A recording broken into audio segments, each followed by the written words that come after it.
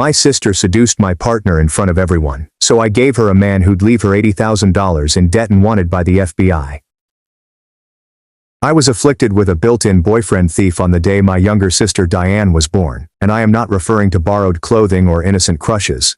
I'm talking about the type of theft where if I brought home a lover, she'd have him wrapped around her finger in weeks. If I introduced someone over Sunday dinner, she'd be DMing him before dessert was served. If I share a lovely couple photo on Instagram, she may run into him at his favorite coffee shop the next day.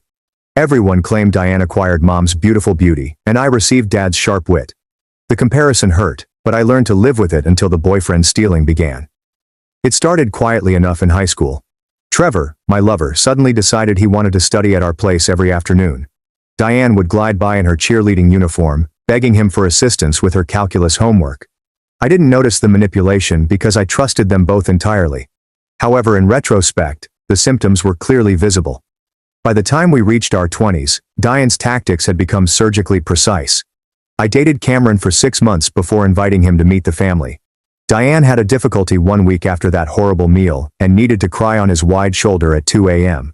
They slept together the same night. Then came Marcus from my marketing firm. The same routine: family meal, fabricated emergency, and a midnight comfort session. When I discovered their sensual text conversations, she had the audacity to bend her head and smile softly. "I'm just making sure they're worthy of you, Laurel," she explained, fluttering her eyes. Marcus failed the test miserably. Deep down, I realized she had a point. If these men could quit me for my sister so easily, then they weren't my soulmates after all. But that rationale did nothing to alleviate the scorching feeling of betrayal in my chest. Then came Derek, who almost broke me. We had been dating for 2 years, seriously considering marriage after I got my nursing degree.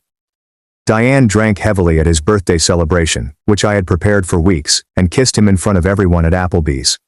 When he chose her over me, she had the courage to post on Facebook. "There are times when you can't help but fall hard for someone. Sorry, not sorry. Mommed me on Thanksgiving." Her voice is as keen as a carving knife. "You need to stop parading these men in front of Diane," she screamed, stirring the gravy. "She can't resist temptation when it's right in front of her. Why do you keep setting her up for failure?" In my mind, I had not dangled anything. I'd tried to build meaningful relationships, but they crumbled under my sister's constant charm offensive. 3 months later, fate shone upon me at my college roommate's wedding in Chicago. That is where I met Connor. Everything I'd ever wanted wrapped up in a 6'2" bundle. Kind, successful as a software engineer, and seems resistant to female manipulation. For 8 glorious months, I kept him a secret from my family. We drove to adjacent towns for dates, avoided posting couple images, and I told no one about him. I believed I'd finally thwarted Diane's boyfriend stealing plot. This was the most healthy, honest connection I'd ever had. Connor spoke of our future with such confidence that I began to believe in happy endings again. But then my loose-lipped cousin Amanda accidentally mentioned Connor to Mom during a phone chat, and Mom automatically introduced him to Diane within a few hours. My sister's investigation talents were on par with those of the FBI. She found him within a few days via his company's website. The treachery hit me like a freight train when I used my key to enter Connor's apartment and discovered them tangled in our bed. The worst part was not catching them in the act. It was Diane's reaction. She sat up, absolutely nude and shameless, and dealt the fatal blow. "Honestly, I did you a great service," she added, gathering her clothes with no regrets. "He hardly lasted 10 minutes. You deserve so much more than that, sis." Connor simply shrugged, without trying to hide himself. "Your sister is just too hot for me not to attempt. You understand, correct?" I stood there, quivering with wrath and shame, while Diane kissed him farewell as if I were invisible. Nothing more than furniture in the room. That soul-crushing experience solidified everything for me. Diane did not abduct my lover for sisterly protection or pure attraction. She did it because she could, because she enjoyed watching me fall, and because sabotaging my happiness had become her strange hobby. Walking to my Honda Civic in the parking lot, my palm trembling so violently that I could hardly hold the keys, I made a decision that would change everything. Diane craved males and couldn't resist them. Okay, I'll give her exactly what she wants.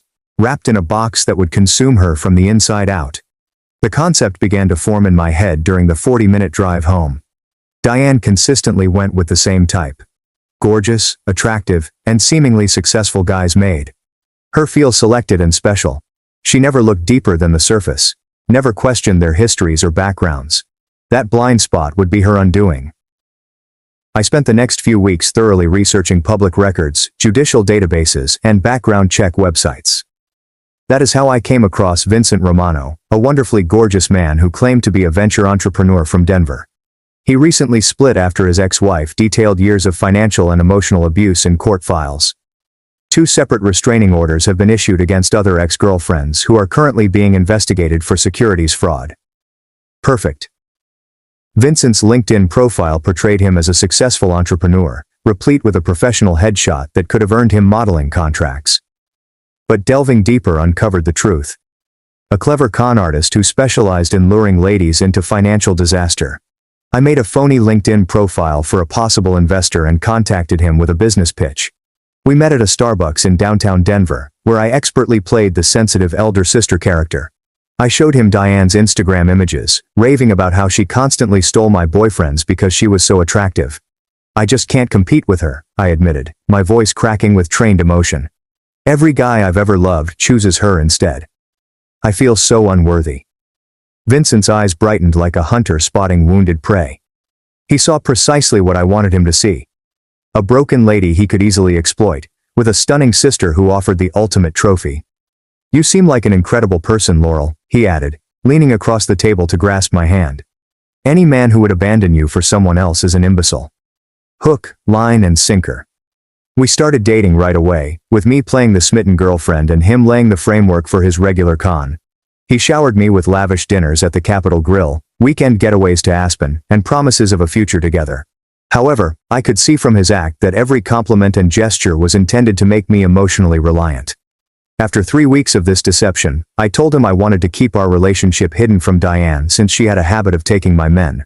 Then I invited him as my date to my mother's birthday dinner at Olive Garden, well aware of the chain reaction I was initiating. Vincent believed he was playing me, preparing himself to make me his next victim while include Diane as a bonus conquest. He had no idea he was heading into a trap that I had spent weeks crafting. Vincent delivered an outstanding performance at his mother's birthday supper. He treated Diane as if she were invisible, while lavishing me with attention that seemed sincere enough to fool everyone at the table. He complimented my lasagna choice, laughed at my father's horrible jokes, and even brought mom flowers. But Diane couldn't bear being ignored, especially by such a handsome man. She escalated just as I predicted, caressing Vincent's arm while she spoke, leaning too near when she laughed, and muttering inside jokes that only he could hear. Her flirting grew so evident that even our naive parents took notice. I excused myself to the restroom, where I saw Diane move in for the kill through the slightly cracked door. My sister is sweet, but she's pretty vanilla in every way, she said, sliding her finger over Vincent's forearm. I could show you stuff she wouldn't think of trying. When I returned to the table and saw them exchanging phone numbers, I flung my glass of Merlot square in Vincent's face and rushed out, crying. The performance of a lifetime, complete with mascara dripping down my cheekbones. Diane called that night, her voice filled with phony worry that did not fool me for a second. Vincent totally came on to me at dinner, she claimed. But frankly, you're better off without him. Something about him appears very sketchy. Within 2 days, she was sharing Instagram tales from his fancy condo in Cherry Creek. Within a week, she had fallen madly in love with his falsehoods. Within a month, she had moved in totally and given him access to her bank accounts for our joint expenses. I watched everything develop from the sidelines, feeling a mix of contentment and mounting unease. Diane was heading blindly into quicksand, and I had pointed her in that direction. But after years of having my heart broken by her selfishness, I couldn't bring myself to warn her of the danger she was in. The first break in Diane's idyllic new life occurred 6 weeks later, when a lawyer representing Vincent's ex-wife contacted her personally. Vincent had hidden assets during the divorce procedures. Diane could now be held accountable as an accomplice to fraud. They think I might also be sued. Diane contacted me, panic creeping into her voice. But Vincent explained everything. His ex-wife is just bitter and trying to stir problems. I made supportive noises in private, knowing that this was merely the beginning. When it was revealed that Vincent's investment enterprise was an elaborate Ponzi scheme, Diane had already put her whole $30,000 funds. She was convinced she was going in on the ground floor of the next major tech startup when the SEC shut it down, and her money vanished overnight. It must be a mistake, she wept during another late-night call. Vincent's attorneys are challenging it. He promises we'll receive everything back plus interest. However, when Diane attempted to leave his condo after finding additional lies, Vincent revealed his true colors. He gripped her wrist so hard that it snapped, then locked her in the bedroom, ranting about ungrateful women who didn't appreciate anything he'd done for them. When she finally escaped and attempted to access her accounts, she discovered that he had emptied everything, including her checking, savings, and 401k. Worse, he'd stolen her personal information to apply for credit cards and loans in her name, leaving her with $80,000 in debt she had no idea about. The ultimate blow came at dawn on a Tuesday morning when FBI officers knocked down Vincent's condo door. They discovered Diane's signature on scores of fake documents that Vincent had duped her into signing, making her an unsuspecting collaborator in securities fraud, identity theft, and money laundering. The phone rang at 6:47 a.m. Diane's name appeared on the screen, but I allowed it to go to voicemail. Diane's voicemail was hardly audible between her cries. "Laurel, please. I'm in county jail, and they say I might go to prison. Vincent used me for everything, and now the FBI believes I was assisting him. I know I have harmed you, but please, I implore you. I need help." I listened to it 3 times before I deleted it. Within a few days, the local news had taken up the story. A local lady has been detained as part of a multi-million-dollar fraud conspiracy. Diane's mugshot appeared on Station 7's evening broadcast. Her mascara smeared and her eyes were sunken with grief. Mom called immediately, hysterical. "You must help your sister. She made mistakes, but she did not deserve this. She made her own decisions," I responded gently, just as she did with Cameron, Marcus, Derek, and Connor. The hush between us lasted until Mom said, "You knew, didn't you? You understood who he was." I did not respond since the truth was too complex for a simple yes or no. Had I realized Vincent would kill Diane so completely? Not precisely. Had I adequately investigated him to realize he was dangerous? Absolutely. Diane eventually pleaded guilty to lesser charges in exchange for testifying against Vincent. She spent 8 months in minimum security jail and emerged with a felony record, wrecked credit, and a restraining order prohibiting Vincent from contacting her again. The family dinners ceased. Mom couldn't look at me the same way, split between horror at what I'd done and reluctant admiration for my calculated vengeance. Dad simply shook his head whenever Diane's name was mentioned, muttering about natural consequences and chickens coming home to roost. After her release, Diane relocated across the nation to Portland, where she worked as a barista and gradually rebuilt her life. We haven't communicated in 2 years, although I do occasionally check her Instagram. She appears older and more cautious today. Her eyes have lost their arrogant, predatory sparkle and become quieter and more hesitant. Sometimes I wonder whether I went too far, if wrecking my sister's life was worth the thrill of finally winning our bizarre game. But then I recall Connor's shrug, Diane's brazen smugness, and years of watching my happiness erode for her amusement. She finally got what she had been looking for her entire life, a man she couldn't resist. She just didn't expect him to stop destroying everything she valued. I've been in therapy for a year, working through the complex feelings of planning someone's downfall, even someone who had repeatedly injured me. My therapist argues that revenge rarely offers the peace we expect. And she's correct. I do not feel triumphant or vindicated. Mostly, I feel hollow where all that rage used to reside. But I can sleep easier knowing Diane will never steal another woman's lover again. Certain lessons may only be learned via total catastrophe. And my sister learned the hard way. I thought the story was over. Diane was somewhere in Portland, and I was here, living the quiet life I'd always wanted. No more family dinners layered with unspoken accusations. No more bracing myself every time I introduced someone to my family. Just calm. But sometimes, too much calm feels like the ocean holding its breath. Silent, still, waiting for the storm you can't see yet. One gray October afternoon, I got home from a long shift at the hospital and checked the small metal mailbox by my front steps. Wedged inside was a thick envelope, no return address, no stamp, just my name in slanted handwriting that stopped me cold. I knew that handwriting. I'd seen it on birthday cards, on sticky notes stuck to the bathroom mirror back when we lived together. Diane's handwriting. My hands trembled as I tore it open. Inside was a neat stack of glossy photographs. My breath caught in my throat when I saw the first one. Me. Sitting at a cafe downtown. Across from me sat Connor. Not the Connor from my memories, smirking, smug, caught in my bed with my sister. But Connor now. His hair was shorter, flecked with gray at the temples. He was leaning in, listening to me intently, like we were old friends sharing secrets. Only, I had never met him since that night. I hadn't spoken a single word to him in years.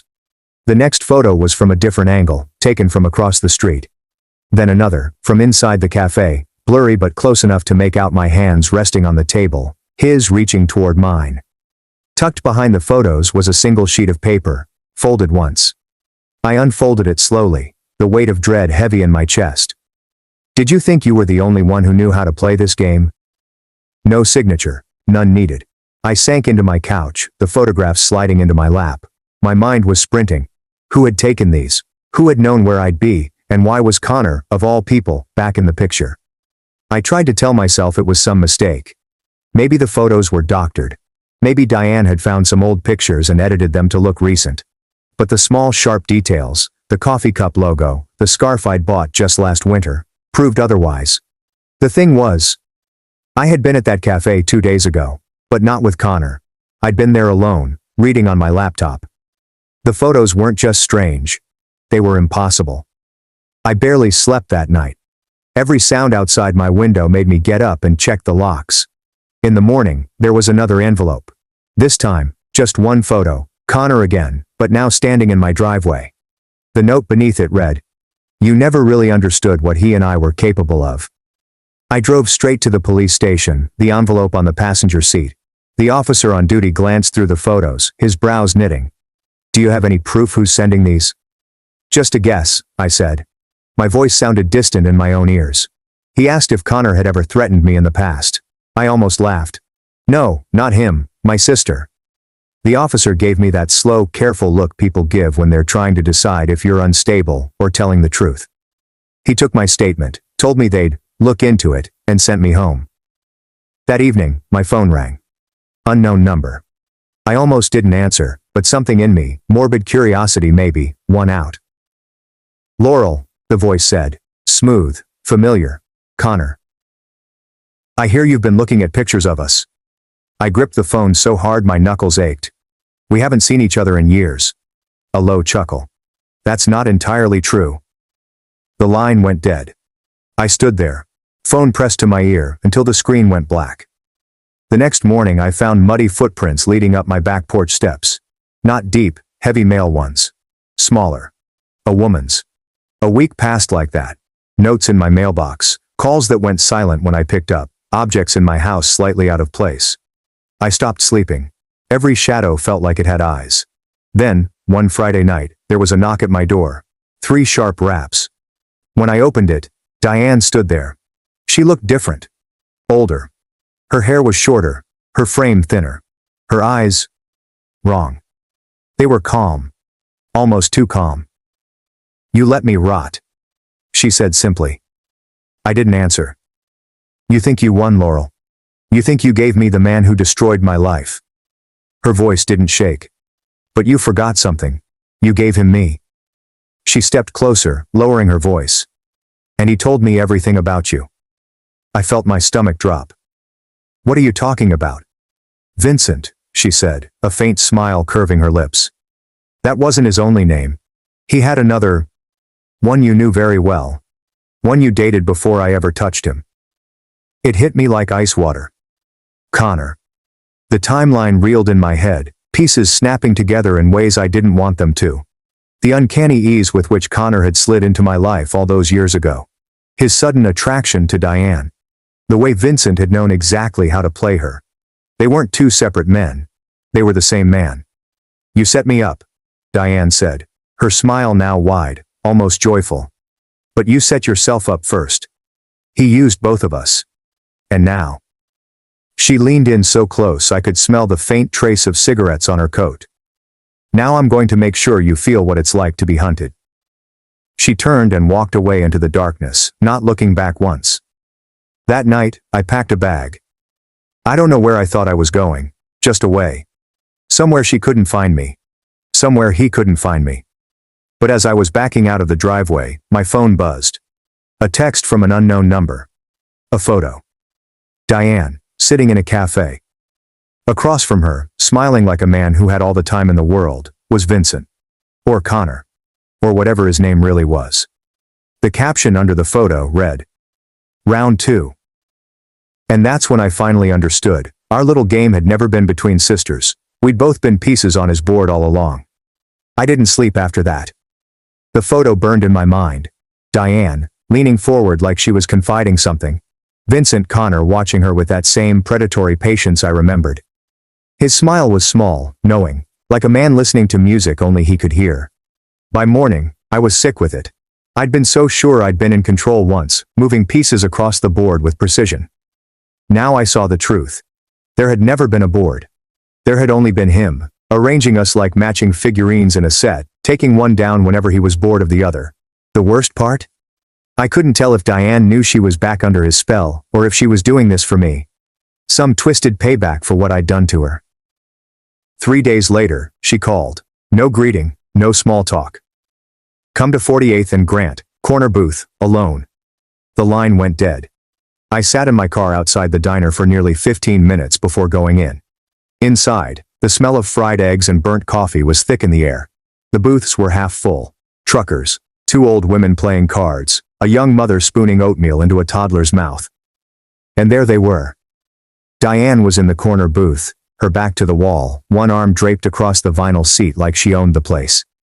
Vincent Connor sat across from her, his hands folded loosely on the table. He looked straight at me when I walked in, like he'd been expecting me for hours.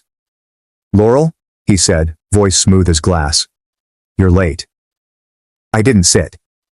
"What is this?" Diane smiled faintly, tilting her head toward him. "I told you. Round 2. Vincent leaned back. "I wanted you both here. Together. It's only fair." I swallowed hard. "Fair?" "Fair," he said. "Because you think you ruined her life. And she thinks she ruined yours. But really, neither of you did. That was me. And I'm not done yet."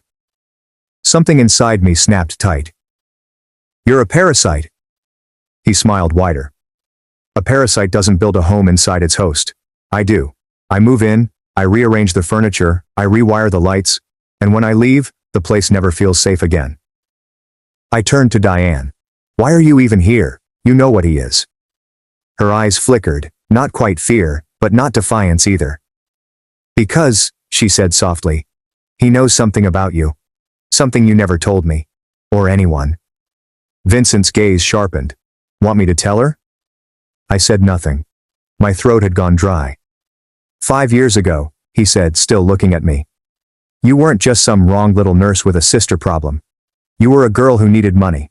Desperately. Enough to do something illegal. Something very creative." Diane's eyes widened slightly. "What is he talking about?" Vincent leaned forward, elbows on the table. "She ran a little side business at the hospital. Medical records have value, you know. Patient data. She sold them. Small scale, but still, a felony. I know because I helped her hide the money. She just didn't know that's what I was doing." "That's not..." My voice cracked, too sharp. "You're lying." He shrugged. "Maybe. But I've got the files. And I've got proof that your sister received a payment from one of those accounts. Which means if I go down, both of you do."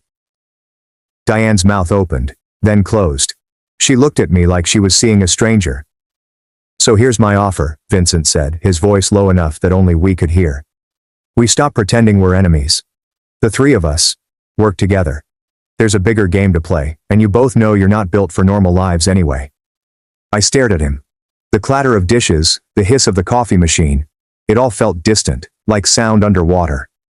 And for one dizzy, terrifying second, I thought about it. About what it would mean to stop running and turn into the storm instead.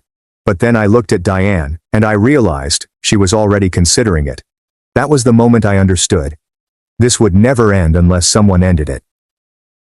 I slid into the booth beside her, close enough to feel the tension radiating from her arm. I leaned in, eyes on him. "Okay," I said quietly, "but I need time to think." He smiled like a man who'd just won. We left the diner together, Diane walking a step behind me.